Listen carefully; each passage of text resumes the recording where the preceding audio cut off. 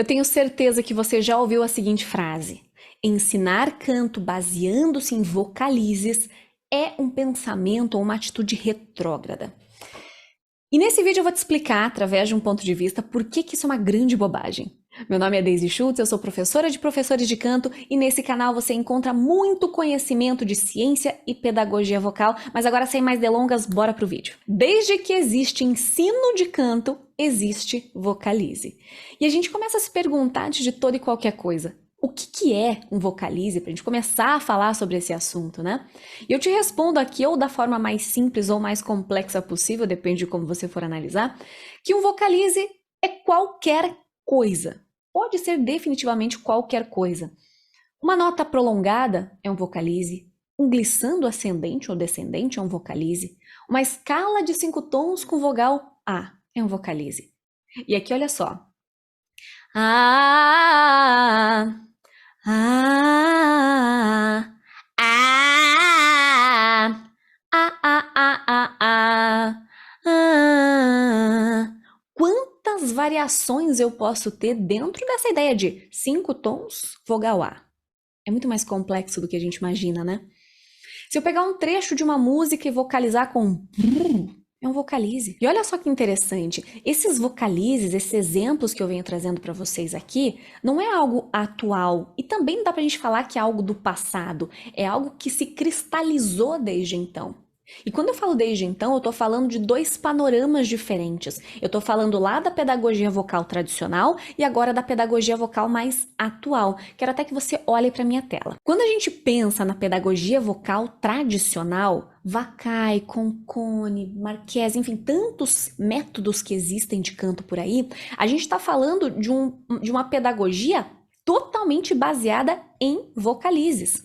Vocalizes com dificuldade progressiva. Você começava lá, quem fez Vacai, né? Eu fui aquela que fiz Vacai. Você começa com um exercício simples e ele vai ficando cada vez mais complexo. E esses exercícios, esses vocalizes, eles tinham o objetivo único e exclusivamente de desenvolver habilidades específicas. Que é que a pessoa saia fazendo um belíssimo de um bel canto. Então, é uma habilidade específica dentro de um repertório específico. E quando a gente pensa nisso tudo, a gente está falando de um contexto de ensino também bastante limitado. A gente está pensando naquela ideia de mestre e discípulo. Eu sou uma professora que sei fazer muito bem isso daqui, e você, aluno, tem que me copiar. A gente vai trabalhar pela ideia de imitação. Se você for bom o suficiente, você vai conseguir. E entenda isso aqui não como uma crítica, mas sim como uma constatação. Era assim que funcionava e funcionou muito bem por muito tempo. Inclusive até hoje. Vários professores ensinam única e exclusivamente pela imitação e funciona, só que não para todo mundo. Mas enfim, a grande questão é, quando a gente pensa nessa pedagogia vocal mais tradicional, a gente não tem um embasamento fisiológico. E faz todo sentido, porque se a gente for pensar no bel canto, por exemplo, o bel canto ali ele começou no século XVII, teve o apogeu no século XIX, então a gente está falando de um tempo muito antigo, onde de fato a gente não tinha conhecimento científico que a gente tem hoje em voz.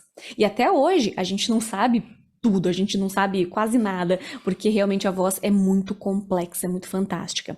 Mas enfim, existiam vocalizes não baseados em explicações fisiológicas, mas baseados numa técnica, numa sonoridade, numa habilidade específica. Pois bem, aqui na pedagogia vocal atual ou contemporânea, a principal diferença, se a gente for comparar lá com a tradicional, é que hoje a pedagogia ela é um ponto de intersecção entre a ciência e a prática. E a gente não está falando de uma prática, mas a gente está falando de inúmeras práticas, porque o repertório aqui é muito variado. Além do lírico, do bel canto, enfim, a gente tem esse universo da música popular, onde a gente vai encontrar pop, jazz, soul, funk, sertanejo, reggae e lá mais um monte de outras coisas. Para cada uma dessas sonoridades, a gente vai ter exercícios diferentes, a gente vai ter demandas diferentes. E é muito interessante que além dessas habilidades específicas dentro de cada gênero, dentro de cada técnica, a gente vai ter ainda uma outra perspectiva dentro da pedagogia atual, que é o desenvolvimento de resistência à fadiga, desenvolvimento da saúde vocal. Por quê? Porque hoje a gente tem cantores que fazem shows todos os dias do ano, Tem pessoas que fazem trio elétrico, que são cantores de escola de samba, que têm que cantar durante 4, 5 horas a fio. E tem a voz como seu instrumento de trabalho. Então veja que não é só desenvolver habilidade específica, é desenvolver uma resistência para que você consiga cantar por mais tempo, é você desenvolver eficiência para que você consiga cantar melhor, é você desenvolver saúde vocal para que você consiga cantar durante 1, 2, 3, 10 anos e assim por diante. Como as coisas foram se modificando, né, no decorrer do tempo. E quando a gente pensa nos exercícios, nos vocalizes dentro dessa pedagogia vocal atual, não é um vocalize aleatório ou um vocalize pensando única e exclusivamente na habilidade específica, mas é um exercício que já tem muita explicação fisiológica. Então a gente tem vocalize pensando em resistência, vocalize pensando em corrigir uma tensão de base de língua, vocalize pensado para você desenvolver o belting.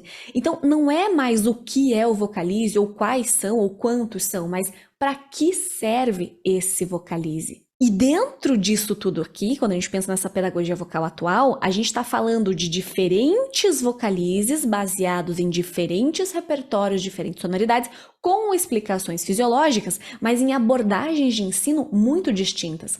Lembra que lá na tradicional, a ideia de mestre e discípulo era muito forte. Basicamente, eu imito. Hoje em dia, não. Hoje em dia, a gente pode pensar assim na imitação, mas a gente pensa imitação visual, imitação auditiva, a gente pode pensar na questão de sinestesia, de sentir o corpo, a gente pode pensar simplesmente em explicar um conceito e o aluno pode entender. Esse aluno ele pode aprender através de leituras, através de cursos, enfim, a forma como o canto está sendo ensinado ou aprendido hoje em dia é muito mais complexa. Existem muito mais variáveis dentro disso tudo. Isso é maravilhoso porque a gente consegue atingir mais pessoas. Eu não preciso depender só daquela pessoa que consegue aprender muito bem pela imitação. Todo mundo hoje pode cantar, pode desenvolver a voz. E para a gente fechar essa ideia toda, o que eu quero te dizer é: vocalize é sim uma parte importante, uma parte fundamental da nossa prática.